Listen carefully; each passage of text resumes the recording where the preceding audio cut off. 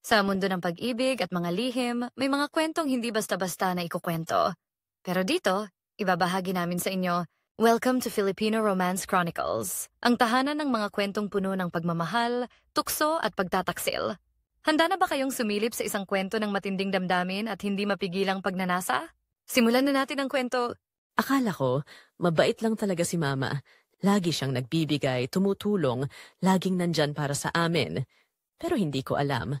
Habang ako'y nagtatrabaho, may ibang tulong pala siyang binibigay sa mister ko. At ang pinakamasakit, buntis siya ngayon at hindi niya alam na narinig ko silang dalawa. Ako si Clarice at ito ang kwento ng pagtataksil ng dalawang taong pinakamamahal ko.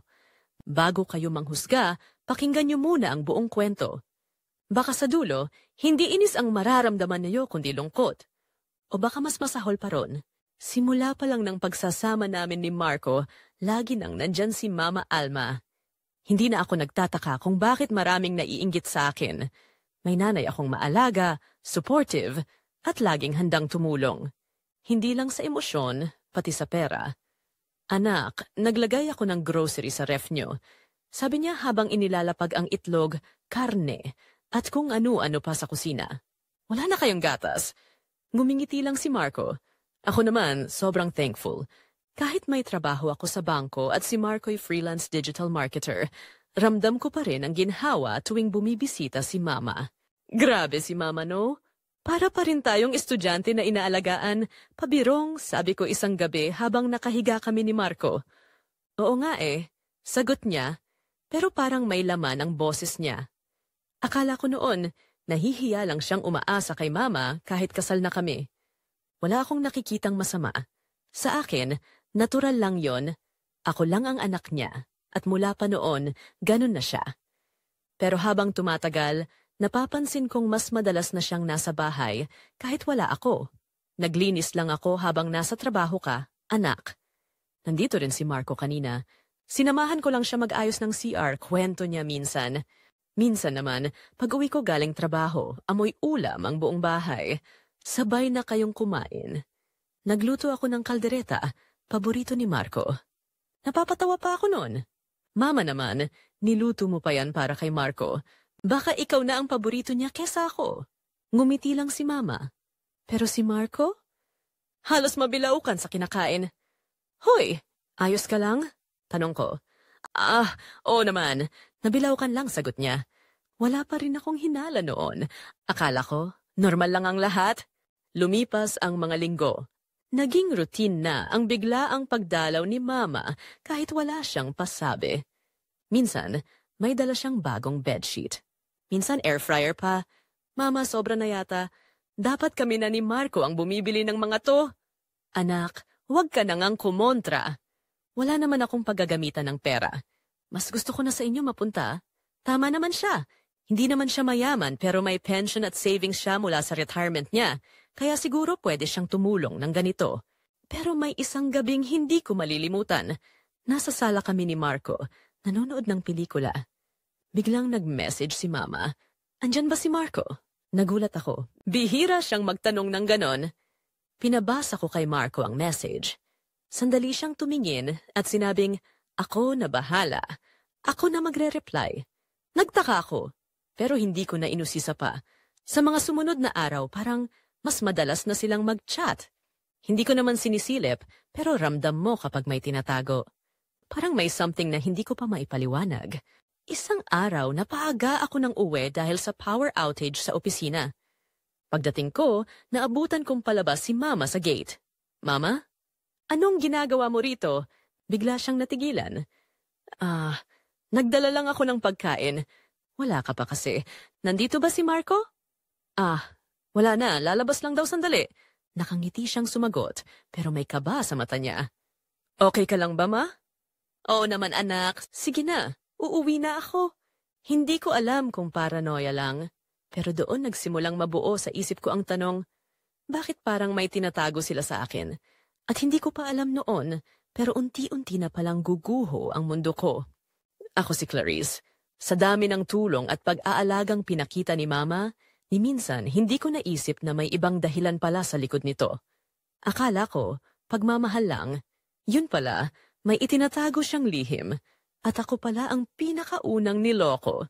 Bago pa man ang lahat ng gulo, may isang araw na hindi ko makakalimutan. Iyon ang araw na umuwi si Marco mula sa isang job interview na walang kasiguraduhan. Wala pa rin, sabi niya habang nakaupo sa gilid ng kama. Hindi na ako tinawagan. Hawak ko lang ang kamay niya. Okay lang yan, may darating rin na mas maganda. Pero kitang-kita ko ang bigat sa mukha niya. Ilang buwan na siyang walang proyekto. Lumalaki ang gastos, samantalang ako lang ang may regular na salary. Hindi niya sinasabi, pero ramdam kong nakakababa ito ng loob niya bilang lalaki at asawa. At doon siya nagsimulang maging madalas kausap ni Mama. Marco, kailangan mo ba ng tulong? Tanong ni Mama isang hapon habang nagkakape sila sa kusina. Ako'y nasa opisina noon, walang kamalay-malay. Ayos lang po ako. Nahihiya na nga akong palagi kayong tumutulong, sagot ni Marco. Pero nanginginig daw ang boses niya. Anak na kita. At may iba naman akong maiaalok na tulong. Tumigil sa pag-inom ng kape si Marco. Anong ibig niyong sabihin? Ayokong mag-isa habang tumatanda. At ikaw, kailangan mo ng kaagapay. Pwede nating punan ang kakulangan sa isa't isa. Tahimik ang sumunod na sandali. Hanggang sa dahan-dahang lumapit si Mama at hinawakan ang kamay niya. Walang makakaalam, Marco. Tayo lang. Noong una, tumanggi si Marco. Lumayo siya, iniiwas ang sarili. Pero habang tumataas ang stress sa paghahanap ng trabaho at habang patuloy ang pagtulong ni Mama, pagkain, pera at mga regalong hindi ko man lang nalalaman, unti-unti siyang bumigay. Isang hapon, habang ako'y nasa bangko, bumisita si Mama. Dala ang sinigang na paborito ko, pero hindi ako ang nasa isip niya. Pagkatapos maghapunan, tumambay sila sa sala. Hanggang sa hindi na lang basta kwentuhan ang nangyari. Sa mismong sofa kung saan lagi kaming nanonood ng pelikula, doon unang nangyari ang bagay na hindi na maaayos pa. Pagkatapos ng unang gabi, nagkatinginan silang dalawa, parehong tahimik pero alam nilang may nabuksang pintong hindi na masasara. Bibigyan kita ng kahit anong kailangan mo, sambit ni Mama. Basta, manatili ka lang. Dito nagsimula ang palihim nilang ugnayan. Habang ako'y pumapasok araw-araw, nagiging regular ang pagbisita ni Mama. Minsan ay nagluluto raw siya, minsan naglilinis. Pero ang totoo, sila'y palihim na nagsasama sa init ng tukso. Si Mama, na nanay ko, ay naging sugar mommy ng sariling asawa ko. Hindi ko agad napansin. Pero nagiba ang kilos ni Marco. Mas tahimik, madalas tulala, at minsan parang may kinikim-kim na guilt. Napuyat lang ako, palusot niya tuwing tinatanong ko kung okay lang ba siya. Pero sa loob niya, gusto na niyang tapusin ang lahat. Hindi niya matanggap na ang babaeng nagbibigay sa kanya ng pera at init ay ang mismong nanay ng asawa niya. Tama na siguro, Tita Alma, sabi niya isang araw habang palabas na si Mama. Ayaw mo na ba? Seryosong tanong ni Mama, naaawa ka na sa asawa mo? Tumango si Marco. Opo, hindi ito tama. Hindi ko na kaya. Natahimik si Mama ng ilang saglit, tapos ngumiti. Pero hindi yun ngiting masaya. Ngiti yun ng isang babaeng may hawak na alas. Marco, matagal na akong delayed. Ilang linggo na. Nagpatest ako kahapon. Napaatras si Marco. Anong ibig mong sabihin? Buntis ako. At alam ko sa'yo ito. Halos hindi siya makapagsalita. Parang biglang lumiit ang mundo niya. Hindi pwedeng mangyari yan, sambit niya. Pero nangyari na. Kaya kung iniisip mong basta na lang lalayo, mag-isip ka muna ng mabuti. Hindi ko matatanggap na basta mo na lang akong tatalikuran. Hindi ngayon. Hindi habang may anak ako sa'yo. Simula noon, napansin kong lalong naging madalas ang pagdalaw ni Mama. Akala ko, para lang tumulong at makipagkwentuhan. Pero sa totoo lang, para kay Marco siya bumabalik. Para bantayan siya. Para paalalahanan kung gaano na sila kalalim sa kasalanang ginagawa nila sa akin. Minsan, sa simpleng hapunan, habang nakaharap kami sa mesa, nakatitig si Mama kay Marco. Parang may sinasabi ang tingin niya. At si Marco, hindi makatingin pabalik. Ako si Clarice. At habang akala kong inaayos lang ni Mama ang tahimik naming pagsasama, unti-unti na pala niya itong winawasak. At hindi ko alam, Ilang araw na lang, mabubunyag din ang lahat. May araw talaga na tila sinadya ng tadhana, maaga kaming pinauwi sa opisina dahil nagkaaberya sa kuryente. Imbes na dumaan muna sa grocery o sa kaibigan, dumiretso agad ako sa bahay. Hindi ko inasahan na pagpasok ko sa gate, naka-open ang bintana ng kusina. Tahimik ang paligid, pero may maririnig kang mga pabulong na boses sa loob. Akala ko noong unay nag-uusap lang ng normal, hanggang sa biglang tumaas ang tono ni Mama. Hindi mo ako pwedeng basta iwan. Sigaw ni Mama Alma, punong-puno ng damdamin at pait. Anak ko ang asawa mo, pero may anak ka rin sa akin. Napatigil ako sa paglalakad. Para akong binuhusan ng malamig na tubig. Nanigas ako sa kinatatayuan ko. Tama ba ang dinig ko? Narinig ko naman si Marco, halos pasigaw rin. Hindi ko na kaya. Isang malaking kasalanan ang ginawa natin. Buntis ka, pero hindi ko sinadya. Wala akong balak na saktan si Clarice. Hindi ko alam kung anong unang naramdaman ko. Kaba, inis o sakit. Pakiramdam ko'y binasag ang puso ko ng salitang buntis. At hindi ako ang tinutukoy. Bit-bit ko pa noon ang ceramic mug na binili pa namin sa Baguio nung honeymoon namin. Regalo pa yon ni Mama. Akmang papasok ako ng bahay pero hindi ko na kinaya. Nanginig ang kamay ko at nahulog ito sa sahig. Nahulog at nadurog. Kasabay ng unti-unting pagbagsak ng tiwala ko. Biglang tumahimik sa loob, sunod-sunod na pagkilos. Bumukas ang pinto ng kusina at una kong nakita si Marco. Maputla, hindi makapaniwala. Sumunod si Mama, hawak pa ang tiyan niya na parang sinasadya ipaalala sa akin kung sino siya ngayon. Clarice, mahina at nanginginig na sambit ni Marco. Anak, hindi mo naiintindihan. Sambit ni Mama, pero hindi ko na siya pinakinggan. Hindi ako nakapagsalita agad. Tinitigan ko silang dalawa. Ang lalaking pinagkatiwalaan ko ng buo at ang babaeng nagluwal sa akin. Gusto kong magsalita. Gusto kong sumigaw, pero walang lumalabas. Para akong sinampal ng isang katotohanang hindi ko kayang tanggapin. Gaano na katagal? Tanong ko, mahinang-mahina pero matapang. Walang sumagot. Si Marco nakayuko. Si Mama, umiwas ng tingin. Lahat ng tulong mo, lahat ng pag-aalaga mo, may kapalit pala. Sa'yo pala siya natutong magmahal. Habang ako, nagtatrabaho para sa kinabukasan namin. Napaiyak ako, pero hindi yung dramatikong iyak. Tahimik lang, pero wasak ang loob. Ang sakit pala kapag ang dalawang pinakamalapit sa'yo ay sila ring wawasak sa mundo mo. Wala sa plano ang lahat ng ito, Clarice. Sabi ni Marco habang tuloy-tuloy ang luha sa mukha niya. Nagkamali ako. Hinayaan ko. Akala ko kontrolado ko. Pero sobrang bigat ng mga naging desisyon ko. Wala ka man lang bang konsensya? Pasigaw kong sagot. Nanay ko yan, Marco. At ikaw? Ikaw ang asawa ko. Hindi ko sinasadya. Hindi ko ginusto ang pagbubuntis ni Mama, depensa niya. Pero ginawa niyo pa rin. Paulit-ulit. Lumingon ako kay Mama. At ikaw, wala kang anak? Ako ang anak mo. Ako ang pinili mong saktan. Umiiyak siya pero hindi nagsalita. Wala na siyang masabing tama. At sa puntong iyon, alam kong wala nang babalikan sa dati kong katahimikan. Hindi ko na inintay ang paliwanag. Pumasok ako sa kwarto namin. Kinuha ang bag at ilang damit. Hindi ko alam kung saan ako pupunta, pero isa lang ang sigurado ko. Hindi ko kayang manatili sa bahay na yon, sa bahay na naging sentro ng pagtataksil. Habang nilalampasan ko si Marco sa hallway, pinilit niyang hawakan ang braso ko. Clarice, please, pakinggan mo muna ako. Wala na tayong dapat pag-usapan. Binitawan niya ako. At tuluyan akong lumabas ng bahay, dala ang pusong durog, ang luha na ayaw tumigil, at ang alaala ng lahat ng panilinlang na ngayon ko lang lubos na nauunawaan. Ako si Clarice. At ang araw na yon, ang araw na inakala kong simpleng pag-uwi lang, ang siyang bumura ng lahat ng tiwala, pagmamahal, at respeto ko sa kanila. Hindi ko alam kung kailan ako makakabangon, pero isa lang ang malinaw.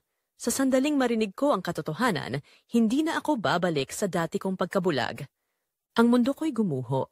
At ito ang simula ng muling pagbuo ng sarili kong lakas. Pagkaalis ko ng bahay, hindi ako tuluyang lumayo. Sa labas ng gate, nanginginig ang katawan ko, hindi lang sa lamig kundi sa init ng emosyon na aking kinikimkim. Ilang segundo lang ang lumipas, pero parang buong buhay ko'y nakasalalay sa susunod kong gagawin. Hanggang sa hindi ko na napigilan, bumalik ako sa loob. Nanay kita, paano mo nagawa to? Sigaw ko, halos pumutok ang lalamunan sa sama ng loob. Napaatras si Mama. Halata sa mukha niya ang kaba at kahihiyan. Napahawak siya sa tiyan niya, na ngayon ay hindi na maikakailang lumalaki. Anak, pakinggan mo muna ako. Nanginginig ang boses niya, tinatakpan ng luha. Ginawa ko lahat para sa'yo, pero siya ang lumapit, Clarice. Hindi ko ito pinlano. Talaga, Ma? Halos tumawa ako sa sakit. Siya ang lumapit, pero ikaw ang nagbigay. Ikaw ang nagbukas ng pinto. Ikaw ang nanay ko. Hindi mo ba naisip kung gaano kababoy ang ginawa mo? Hindi ko sinasadyang mahalin siya. Pumutok din ang boses ni Mama. Alam ko, kasalanan ito, pero may mga gabi na ako lang ang nariyan para sa kanya. Ako ang nakinig. Ako ang tumulong. Hindi mo siya tinulungan, Mama. Tinukso mo siya. Ginamit mo ang kahinaan niya para mapalapit siya sa'yo. Si Marco, nasa gilid lang, tahimik. Pero halatang pinagpapawisan ang likod ng damit niya, parang gusto na lang lamunin ng lupa. Clarice, halos hindi makatingin sa akin si Marco. Nagkamali ako? Tama ka, mahina ako. Nalito ako. Wala akong trabaho noon. Wala akong silbi. Siya lang ang taong nagparamdam sa akin na lalaki pa rin ako. Napailing ako, parang nanlumo sa bawat salita. Pinaramdam niya sa'yo na lalaki ka? At ako? Anong tingin mo sa akin, pabigat? Hindi ba sapat ang effort ko sa trabaho? Hindi ba sapat ang respeto at pagmamahal ko sa'yo? Hindi ko alam kung anong nangyari. Parang nadala lang ako sa sitwasyon. Hindi ko ginusto pero nangyari. Hindi mo ginusto? Halos mapasigaw na ako. Paulit-ulit mong pinili. Hindi isang beses, Marco. Hindi pagkakamali ang paulit-ulit. At ikaw, Mama, ilang beses mong pinapasok ang asawa ko sa kwarto habang wala ako? Walang sumagot. Isang katahimikang mas malakas pa sa lahat ng salita ang bumalot sa sala namin. Buntis ka, Mama, sabi ko, halos hindi makapaniwala. At ako, anak mo. Pero mas pinili mong magdalang tao para sa asawa ko kesa magpakatino para sa akin. Hindi ko alam kung paano ito nangyari, umiiyak si Mama. Pero hindi ko rin ginusto na masaktan ka. Pero ginawa mo pa rin, maring kong sabi. Biglang may narinig kaming katok sa pinto. Si Aling Presi, ang tsismosang kapitbahay. May nangyayari ba riyan? Tanong niya habang sumisilip sa bintana. Kasunod si Mang Tonyo, si Elsa, si Kuya Rod. Parang eksena sa teleserye ang nangyayari. Ang bahay namin naging sentro ng tsismis. Wala po, pasensya na po, sagot ni Marco, pero kita sa mukha niya ang hiya. Ako? Wala na akong pakialam. Lakasan niyo pa ang boses niyo. Sigaw ng lasing na tambay sa kanto. Ano yon? Si Bianan buntis? Grabe naman. Mas lalong sumikip ang dibdib ko. Lahat ng iniingatan kong dignidad, binasag nila sa isang relasyon na wala namang karapatan mabuo. Hindi ko na kayang ituloy ito. Sabi ko habang naglalakad palabas, hindi lang ako ang niloko nyo. Niloko nyo ang buong pagkatao ko. At ngayon, ako ang kailangang magsimulang muli. Habang kayo, nagsasama pa rin sa isang kasinungalingan. Clarice, anak, lumapit si Mama, pero umatras ako. Hindi ko na kayang maramdaman ang lambing niya. Dahil ngayon, hindi ko na siya nakikita bilang nanay. Isa na lang siyang babae na tinuring kong kaaway. Wala na tayong relasyon. Hindi kita makikita bilang nanay mula ngayon. At ikaw, Marco, sa mata ko, patay ka na. Umalis akong bitbit lang ang bag ko. Walang plano, walang direksyon. Basta makalayo sa bahay na yon at si Mama naiwan sa sala. Hawak ang tiyan niyang bumibilog. Mag-isa tahimik. Walang anak na mag-aalaga. Wala na ang asawang hindi kailanman naging kanya. Ako si Clarice. At ito na ang huling beses na tatawagin ko silang pamilya. Lumipas ang ilang buwan mula nang iniwan ko ang bahay na minsang tinawag kong tahanan. Tahimik akong nanirahan sa isang maliit na apartment sa kabilang barangay. Malayo sa mga kapitbahay, malayo sa alaala, hindi naging madali. Araw-araw, hinaharap ko ang bigat ng tanong, bakit ako? Pero kasabay ng pagdaan ng panahon, natutunan kong hindi lahat ng tanong kailangang sagutin. Minsan, kailangan mo lang tanggapin, palampasin, at palayain ang sarili. Una kong ginawa, ang pagpasa ng mga papeles para sa annulment. Tahimik lang si Marco sa simula, pero nang maipadala na ang notice mula sa abogado, doon siya nagsimulang magparamdam. Sinubukan niya akong kontakin sa mga texts, calls, emails, at voice messages. Clarice, please. Mag-usap tayo. I'm sorry. Kung pwede lang nating ayusin, lahat ng iyon, tinanggal ko agad. Parang tinatapon ang mga salitang walang silbi. Wala nang dapat ayusin sa isang bagay na wasak na. Blinak ko siya sa lahat ng paraan. Hindi dahil ayaw kong marinig siya, kundi dahil ayaw ko nang bumalik sa sakit na minsan ko nang nilabanan. Si Mama o si Alma, gaya ng pagkakakilala ko na lang sa kanya ngayon, ay tuluyang lumipat sa probinsya kung saan may kaunti pa siyang kamag-anak.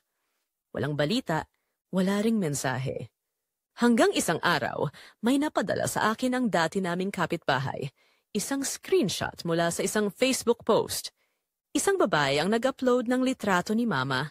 Nakahiga sa kama ng ospital, may kargang sanggol. May caption na, "Congrats kay Aling Alma! Nanganak na rin!" Tumigil ang mundo ko. Pinagmasdan ko ang sanggol sa larawan.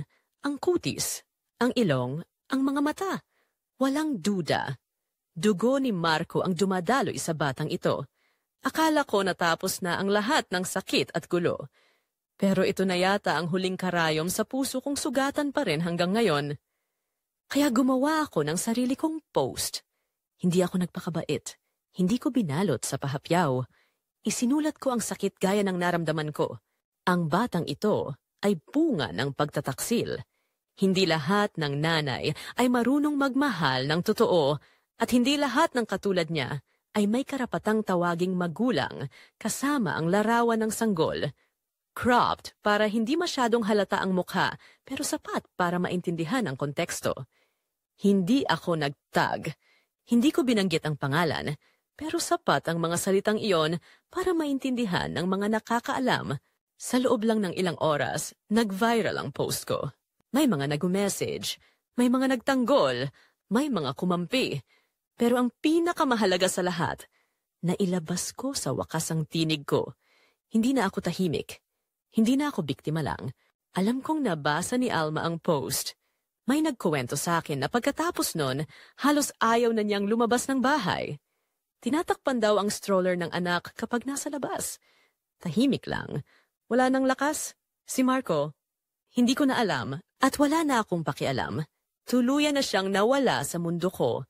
Pero ang masakit pa rin hanggang ngayon ay ang katotohanang ang nanay na minsan kong iniyakan, niyakap at tinuring na matibay na haligi ng pagkatao ko ay siya ring lumapastangan sa pagkatao ko bilang anak. Ako si Clarice, at sa dulo ng kwento naming tatlo, wala akong iniwang kapatawaran o pag-unawa para sa mga taong sumira sa tiwala ko. Hindi lahat ng kwento ay kailangang matapos sa kapatawaran. Minsan, ang wakas ay pagbitaw, paglimos ng katahimikan at pagpili sa sarili. Hindi ko alam kung anong klase ng magulang ang kayang saktan ng anak sa ganitong paraan. Pero sa kwento naming tatlo, ako na lang ang pipiliing alagaan at mahalin. Dahil sa huli, sarili ko lang ang nanatili sa tabi ko. Hey guys! Thanks for watching hanggang dulo. Sana na-enjoy niyo ang kwento natin today. Kung bitin ka at gusto mo pang makarinig ng mas marami pang kwentong puno ng drama, pag-ibig at lihim, make sure to like, comment at subscribe para updated ka sa mga susunod naming istorya. May gusto ka bang plot twist o kwento na gusto mong marinig? Comment down below. Baka ikaw na ang next inspiration namin. Salamat sa suporta mga ka-FRC. See you in the next story. Stay tuned and take care always.